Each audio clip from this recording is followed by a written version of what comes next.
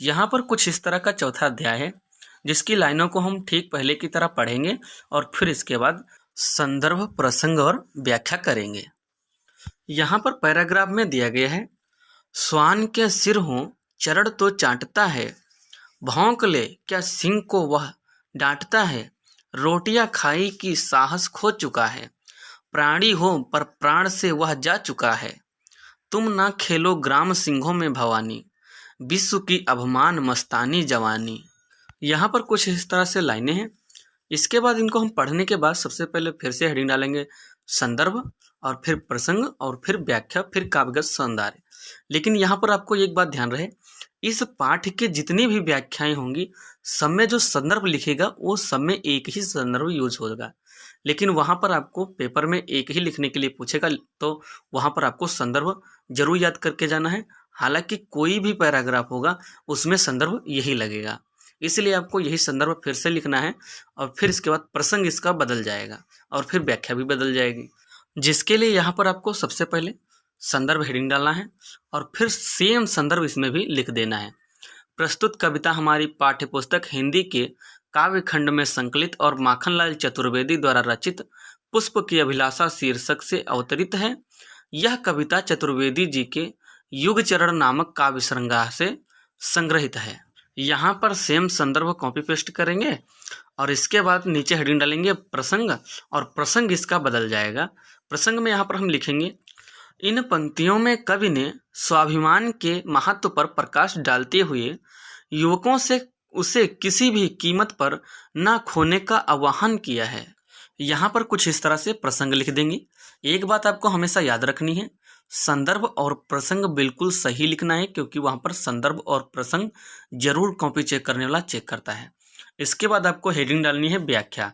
व्याख्या में अगर कुछ आप गड़बड़ करेंगे तो भी चलेगा, क्योंकि व्याख्या अच्छे से पढ़ता कोई भी नहीं है। ज़्यादातर ध्यान संदर्भ और प्रसंग पर दिया जाता है और लास्ट में काव्यगत सौंदर्य पे, क्योंकि यहाँ पर इनमें ज़्यादातर एक ही लाइनें दो लाइनें पढ़नी होती हैं।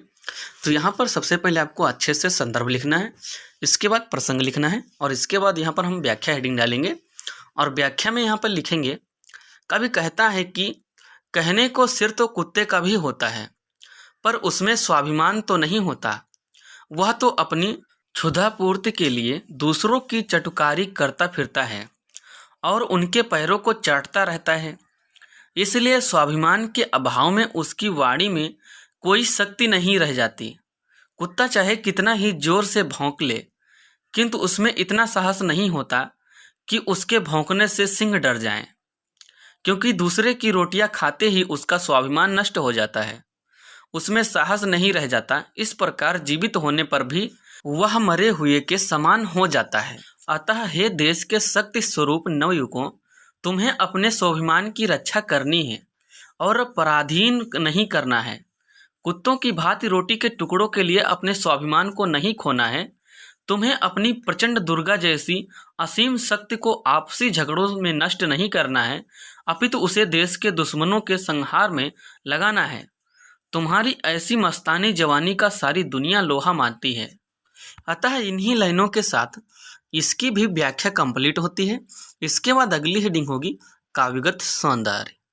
यहाँ पर कुछ इस तरह से हेडिंग डालेंगे काव्यगत सौंदर्य, और इसमें भी हम कम से कम वहाँ पर 3 या 4 पॉइंट आपको जरूर लिखने हैं, क्योंकि वहाँ पर 4 नंबर की व्याख्या होती है। 4 नंबर की व्याख्या में यही होता है कि 1 नंबर में आपका संदर्भ हो जाएगा, दूसरे में प्रसंग हो जाएगा, तीसरे में व्याख्या हो जाएगी और लास्ट चौथे में काव्यगत सौंदर्य हो जाएगा। और ये आपको 4 पॉइंट बहुत अच्छे से लिखने हैं ताकि आपको पूरे के पूरे नंबर मिल जाएं। यहाँ पर हम कुछ इस तरह से हेडिंग डालेंगे काव्यगत सौंदर्य, और इसमें यहाँ पर लिखेंगे, यहाँ कवि ने युवकों को कायरता और चाटुकारिता से बचकर स्वाभिमान से जीने और देश के हित में कार्य करने की प्रेरणा दी है। इसके बाद पॉइंट 2 में श्वान यहाँ उन लोगों का प्रतीक है जो अंग्रेजों की रोटियां खाकर उनके हाथों की कठपुतली बने हुए हैं। यहाँ पर भी एक बात आपको हमेशा ध्यान रखना, ये जो हमने 1 और 2 पॉइंट ऊपर की लाइनें पढ़ी हैं ये इतने मायने नहीं रखती, लेकिन जो नीचे की लाइनें लिखी हुई हैं, भाषा परिमार्जित खड़ी बोली, शैली उद्बोधन, रसवीर, गुण ओज, अलंकार, अनुप्रस्थ रूपक और उपमा।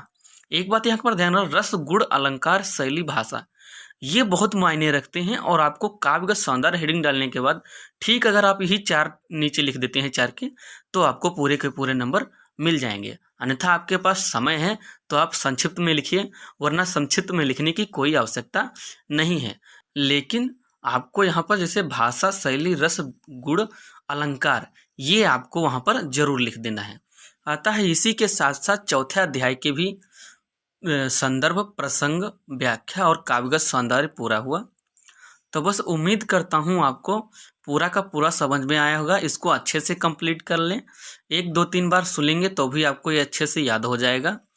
तो बस आज के लिए इतना ही, मिलते हैं अगले वीडियो में। तब तक के लिए बाय बाय। सब्सक्राइब, लाइक और शेयर।